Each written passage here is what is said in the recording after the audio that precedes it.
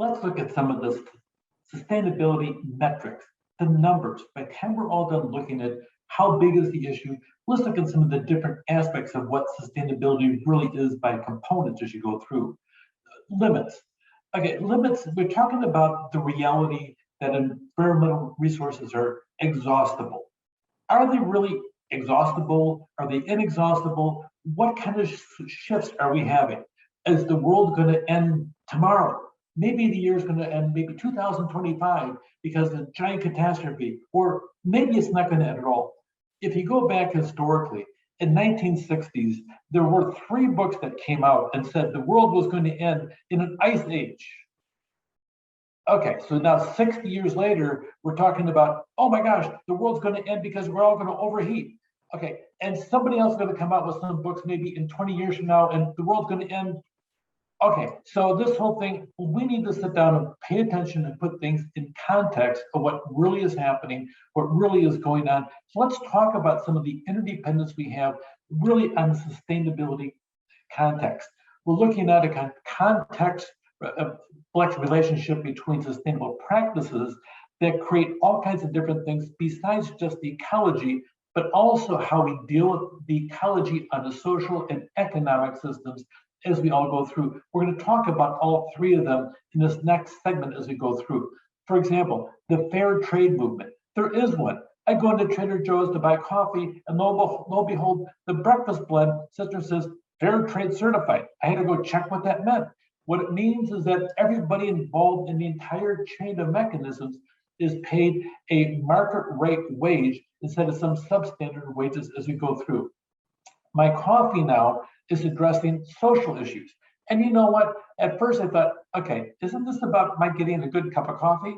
Okay, but at the end, I'll be happy to choose the fair trade certified coffee over something else, even if the fair trade's a little bit more, because I know that chain down there. If I really trust that label, I'm not certain I do, except for the fact that that label is trustworthy. I know that people were paid a livable wage as we went through. So you look at different aspects of that. Am I willing to pay a premium for this? And if so, what does that mean? And is it really happening by the time we're all done? We're looking pretty much as consumers as we become more upscale, not just in the United States. We have an entire planet really emerging at a higher and higher level to start equaling the middle class of the United States as we go through. And as a result of that, people are starting to pay, hey, what's going on over here? How come they're ripping down all those trees down in South America? Oh, wait a minute, we did that in North America too. Huh, well, go ahead. I don't understand as we go through. What about all the pollution that's sitting over here being pumped out of China as we went through? Oh, we went through that also in the 1920s and 30s as the United States, as we're developing an entire economic engine in the industrial society in the age that we went through. We start paying attention around us as we go through. And it's not just us as the United States. It's also Europe, it's also Asia, it's also South America, it's also Australia. We're looking at different aspects as to what we're doing, primarily because we have a lot more data, a lot more education, and we also have an emerging higher level economic society across planet Earth as we go through. We're paying more attention to it. And at the end, it's the consumers that are driving the concept of sustainability, not the companies that are doing it. The petroleum industry is the #1 revenue generator on planet Earth. So pay attention. The reality of them going quietly into the night saying, oh, we're sorry, we're going to sit down and not pump any more oil. It's not going to happen. They're going to sit down and want to fight back as an organization to go through and maybe undermine or maybe change their product from petroleum. Let's do petroleum. Let's do wind. Let's do wave generation to generate electricity. Let's do this. They still want to be on top. The reality is, let's pay attention to the business end of it, because this class at the end of the day isn't an environmental class, isn't a social justice class. It's about international business. But the reality is social justice, the environment, they are playing an impact as to how we conduct business. Let's pay attention to the entire picture, not individual tiny components as we go through. They play a big component. Let's look at the component. First of all, you have the stakeholder theory, not the stockholder. Stockholders are only one component of the entire organization. They're the ones that reap the profit and the benefit from the organization as they earn profits as you go through. But wait a minute, there's a lot more to the impact of the organization than just the stockholders.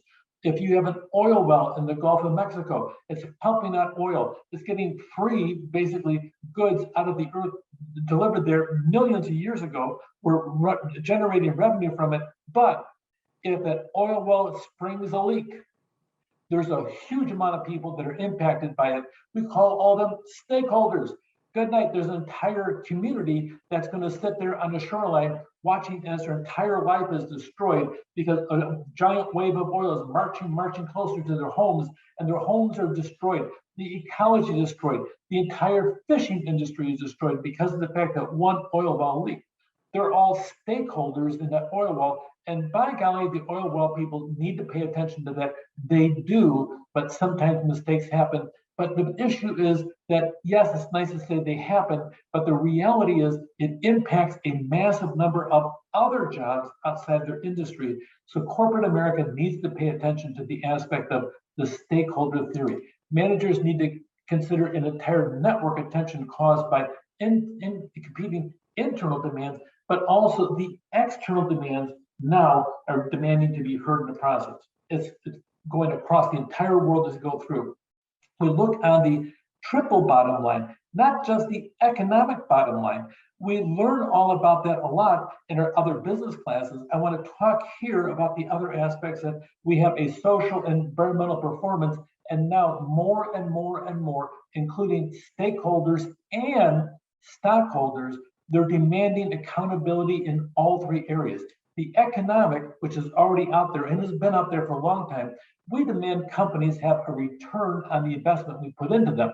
If you're a shareholder, you want to get some money back from the money you invested in the shares in some way, shape, or form. Either the stock increases in price or you get a dividend paid out of that. But also, more and more people are worried about the impact as to what happens if this happens in the environment. What about this aspect over here? What if you're Nike and you're getting shoes put together in Bangladesh by 11-year-olds in a factory, and they don't get to go to school because they're so busy trying to make money for their family at a ripe old age of 11 years old, and a building collapses and kills 75 children. And by the way, that actually happened. That was reality. What about the social part of it? What about the lack of responsibility by giant corporations taking advantage of low-income countries and almost slave-like labor conditions, putting children in the workplace? Well, now all of a sudden, they're also conscious, not because they were conscious before, but because they got caught in the process. We're paying attention to what's going on in the world more across the entire world because of the internet, because of media, and some of the media, well, maybe an awful lot of it really is overhyped and everything else, but it really does help overall on the picture of what's going on. Here's a social progress index. You can find a series of these as you go through. I picked this one up off Wikipedia. It really does a good job in explaining one index. We call it the SPI. There's 54 indicators that really sit down and they have different basics of human needs.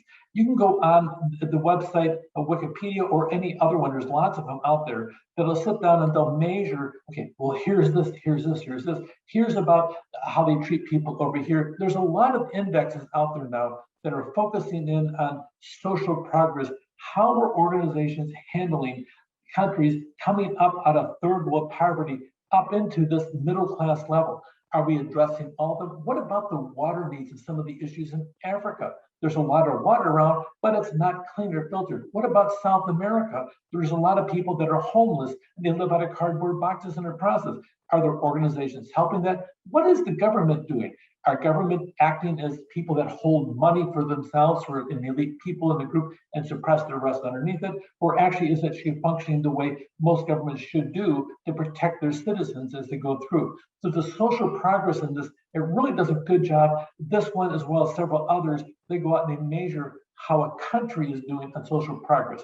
Here is an environmental performance index from Yale University. In 2020, it provides a data-driven summary of the state of sustainability around the world and uses 32 performance indicators. This is probably one of the better ones out there. We call it the EPI, the Environmental Performance Index. It does a good job, but you're going to be seeing this becoming more refined over the years, especially in the next 10 years, as we start paying more attention to the social components and the social responsibility of corporate business, especially the giant corporations on the international basis, and also the impact on the environment as we go through. We call this the triple threat as you go through. You have an economic, you have environmental, and you have social as you go through. You want to sit down and look on the social aspects. What about pollution they generate? What about workers and families in the process you go through? We're starting to pay attention to the entire aspect. You'll see here, this is the chart of the stakeholders involved in a company as you go through. So that being said, corporations, they've been providing platitudes on sustainability, but those days are coming to a close. Now we're looking more at a consumer base that is paying attention to real metrics, real numbers in the process out there, instead of some fanciful concept of some cloudy aspect of saying, oh, we care about the environment. Well, let's see how much you really care about the environment. Let's go measure what you're doing it. When you produce a roll of toilet paper, what kind of impact does it have upon the environment as a whole? Are you using recycled trees? Are you replanting the trees as you harvest them down? What about the pollution you generate out the smokestacks as you go through to make that roll of toilet paper? We're going to be looking at the next 10 years, especially as to the impact overall on the environment, on society as a whole, and also the typical thing we always talk about, economics. We call it corporate social responsibility. So this chapter really is devoted to that to some extent, but also at the bottom line is the impact it has on international business. Take care.